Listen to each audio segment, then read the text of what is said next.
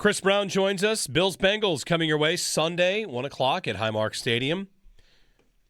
Big one for the Bills, and maybe bigger for the Bengals, whose playoff hopes actually maybe hanging by a thread, but they are very much in the AFC North. If they can win a couple games, they have some games against their division counterparts. We'll talk about it with Chris here as he joins us on the Western Hotline. Chris, the stat I had coming in to last segment was about getting results for the Bills defense, because Joe Burrow in 3 games against the Bills has 2 games where they put up 14 points and 1 where they put up 7. That's the Hamlin game, which gets cut short. So early on, game script, Burrow is dangerous, and the Bills have yet to find an answer. So if they do on Sunday, to me it'd be pretty big, and it's a pretty big challenge. Yeah, he's 3-0 against Bills. There's no way around that. And look, he's probably, in this era of quarterbacks, in my estimation, I think play style-wise, the closest thing to Tom Brady.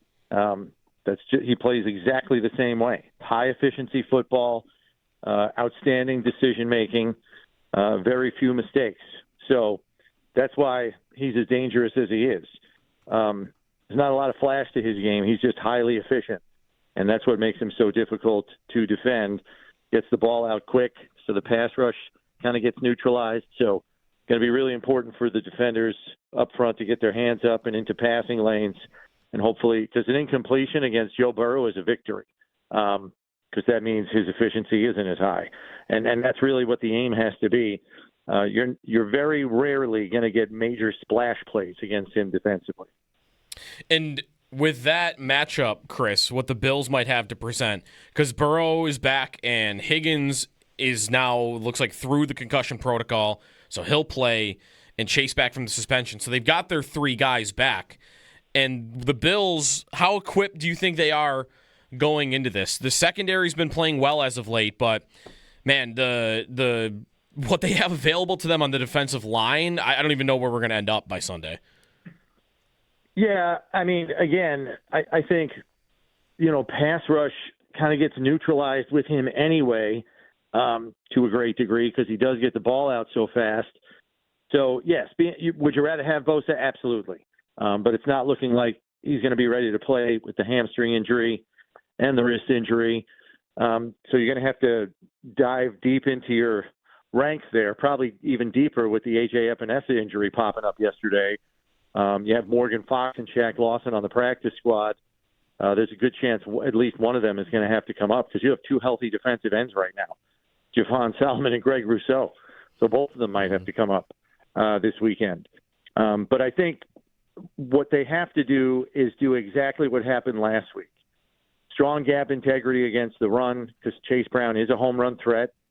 And the first guy to the ball has to get the ball carrier on the ground. They did an excellent job of that last week. I think you have to mimic that performance. No extra leak outs for extra yardage.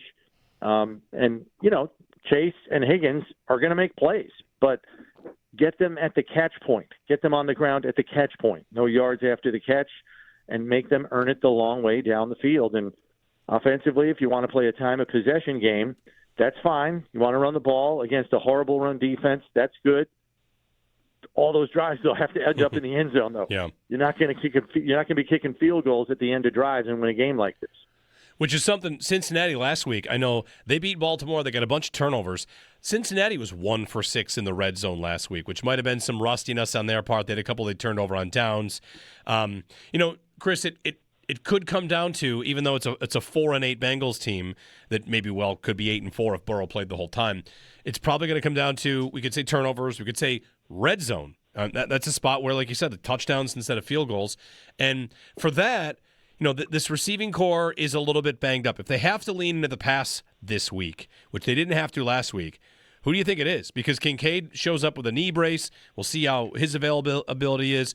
Khalil Shakir's had a quiet couple of weeks. Tyrell Shavers had the breakout against Tampa, was quiet since. They have some options. Who do you think might be the primary idea? Yeah, I mean, Shakir makes sense for this. And look, can you get Cooks involved on the outside with a nice package for him? I think that's an option as well. I mean, the Bengals defense is missing Cameron Taylor-Britt. He's probably, one of their better corners. I know DJ Turner's having a huge year for them. But I think the middle of the field is where they can be exploited, less so on the outside. And so, yeah, Shakir comes to mind for that. And I think much like we saw in the Tampa game, this is a Cincinnati defense that has trouble getting after the quarterback themselves. So I think Josh will have time to throw. And, again, I'll beat the drum. I'm all in favor of throwing to Ty Johnson and James Cook out of the backfield as many times as you want, because those guys in space are dangerous, and this is a Cincinnati defense that has given up more yards after the catch than any team in football. 1,980 yards in 12 games. It's like 162 yards a game. It's ridiculous. Yeah. We also mentioned that Kincaid's got this injury. The Bengals' numbers against tight ends is like pitiful compared to the rest of the league. They've given up the most. Last week, Likely and Andrews went off. I don't know where we should be, though, Chris, on if Kincaid is hobbled or maybe he's playing in limited. What you can expect from Dawson Knox at this point. He hasn't really ever been this player, but feels like it would be a game where, if you did want to focus a little bit more on getting the tight end involved, that maybe he could be a guy that could have a game. But again, when's the last time they've really focused a game plan on getting him the ball? Yeah, and I wouldn't dismiss Hawes either here. I mean, he is a sneaky athlete, and I think there is probably a heavy degree of tendency with him as a blocker, so maybe you can use a tendency breaker in the red zone with him. So I think there's options there, and I would not dismiss Hawes here in this game because I think he could play a role for you, especially if Kincaid is down. Probably no Trey Hendrickson, or almost definitely no Trey Hendrickson. How do you feel about the line injuries going into this game? And especially, if Brown, especially, maybe they don't want to risk that.